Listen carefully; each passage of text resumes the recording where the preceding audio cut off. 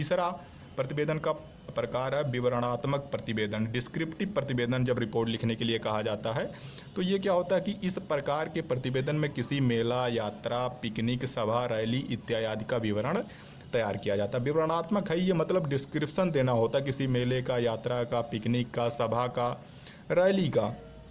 इसका जो विवरणात्मक लेख तैयार किया जाता है, प्रतिवेदन तैयार किया जाता है, उसे ही विवरणात्मक प्रतिवेदन कहते हैं। अगर मेला पे प्रतिवेदन लिखने के लिए आ रहा है एग्जामिनेशन में तो आप कैसे लिखेंगे? मेला में कोई भी मेला आ सकता है, सिंहस्थ कुंभ आ सकता है, माघ मेला आ सकता है, या कुंभ आ सकता है, इलाहाबाद का हो या फिर उज्जैन का हो, जो भी हो, कोई भी मेला पे अगर जो था प्रतिवेदन लिखने के लिए आता तो आप से कहा जा रहा है तो आप ये कहेंगे कि आप मेला देखने गए, क्या क्या आपने देखा, कैसी स्थिति रही, क्या घटनाएं घटी, तो उसी को एक सीरीज में आपको लिखना होता है।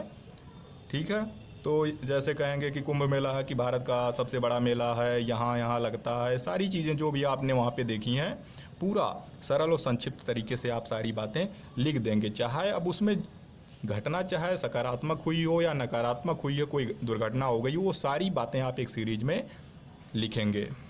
इस प्रकार सारा दृश्य मनमोहक था। पूर्णिमा के दूसरे दिन मैं घर लौट आया, दिनांक इतना, आपने जो है अपना नाम लिख दिया।